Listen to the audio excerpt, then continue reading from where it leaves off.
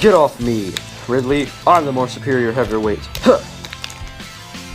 No, I'm the more superior heavyweight. I'm the newcomer. You're the veteran. Well, I can still be a heavyweight, even though I'm not a newcomer.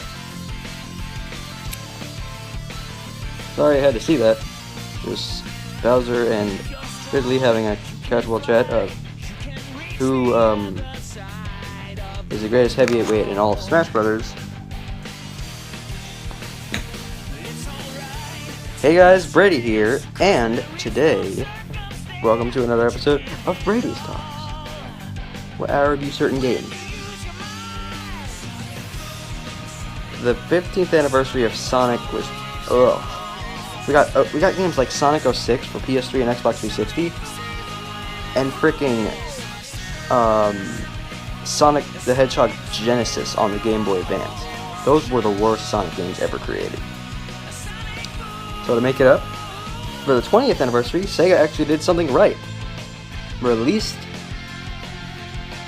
Generations for 360, PS3, and Xbox. No, for Xbox 360, PS3, 3DS, and PC. So the review is Sonic Generations for those consoles. Let's get into it. The story is that everyone's obviously celebrating Sonic's anniversary, Sonic's birthday, and it's a big party with a lot of people that you may remember from the past Sonic game. And Tails gives Sonic a present. It's a chili dog. Such a terrible present. Why not give him a memento from his old game? Why not give him a plastic replication of one of the Chaos Emeralds? That would have been something. But then, an unknown force known as the Time Eater comes in and sucks everybody into the portals leading to different Sonic worlds from past Sonic games. Sonic's obviously got to stop him. And so here are the zones. Green Hill from Sonic 1, Chemical Plant from Sonic 2, Sky Sanctuary from Sonic 3 and Knuckles. Then you get to fight Death Egg Robot from Sonic 2. It's pretty cool. Then there's Speed Highway from Adventure 1, City Escape from Adventure 2, Seaside Hill from Heroes, and then you get to fight Perfect Chaos. Awesome, right? Yeah. Then there's a third round of stages. City Crisis from 06, Rooftop Run from I think Unleashed, I'm not entirely sure. I don't know. And Planet Wisp from Colors, which I have talked about. My first Brady Talks was Sonic Colors. Then there's the Egg Dragoon, which you get to fight as well. Then the final boss, which I'll talk about in a bit. So there's also a 3DS version which has completely different stages. Obviously, really different stages. Green Hill, obviously. Casino Night from Sonic 2. Mushroom Hill from Sonic 3. Then you get to fight Metal Sonic and Eggman and his arm monster, I think, and his arm robot, I think. Emerald Coast from Sonic Adventure 1. Radical Highway from Sonic Adventure 2. Then you get to fight Shadow and Boil Lizard, or Bio Lizard, whatever. I used to call him Boil Lizard. Then there's Water Palace from Sonic Rush, and Tropical Resort from Sonic Colors. That's a lot of worlds, packed into 2 different games. Just to let you guys know, the PC version had a huge modding community back in the day, and still goes on to this day. That's crazy, right? There's actually 2 characters that you get to play as. Classic Sonic. He has the sort of Genesis style of play that you'd see in the original Sonic games, including Mania and Forces, which was his grand return in 3D. And modern Sonic has the more Sonic Unleashed and Sonic Colors style of 3D Sonic games. And because he's got the homing attack and speed boost. So that's pretty cool. There's a lot of stuff that you can do, like challenges. You can collect music, art, cutscenes. You can learn about some characters in the bios. Pretty cool, huh? Yeah, very cool collectible mechanic. So, let's get to the last boss. Do you think we should do that? This early? Yeah, definitely.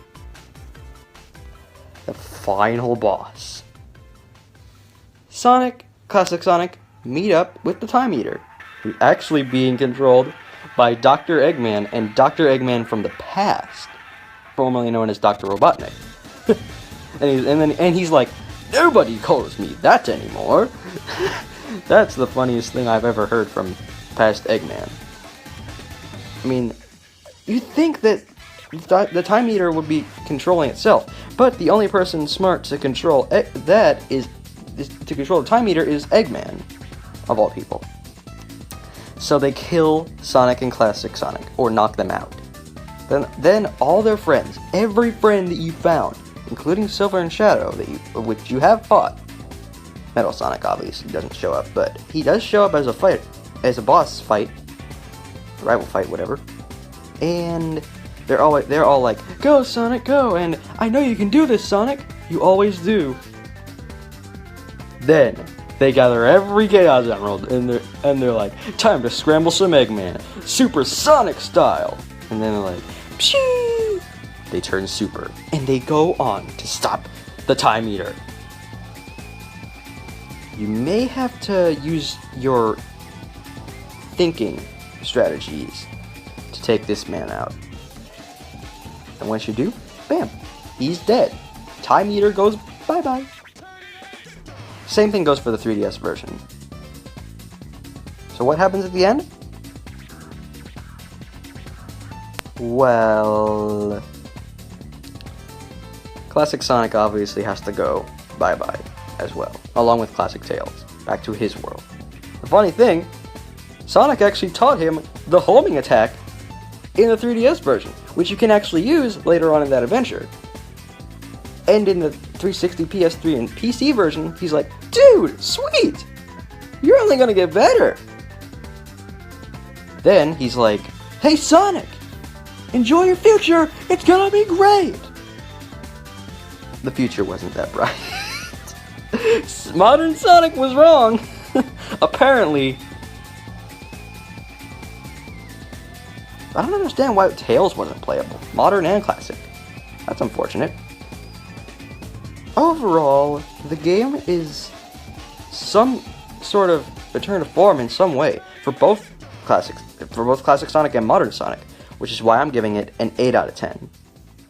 For it actually doing something right, unlike 06, having 2 playable characters, and giving us tons of fangasms. Plus, the original Genesis version of Sonic 1 is playable on Green Hill. That's great. That is how you celebrate the 20th anniversary of the Blue Blur himself. This has been Brady of the Bunch, playing some 3DS, or 2DS, and playing some 360 with my review of Sonic Colors for Xbox 360, PS3, 3DS, and PC. I guess I'll see you guys next time. Sayonara.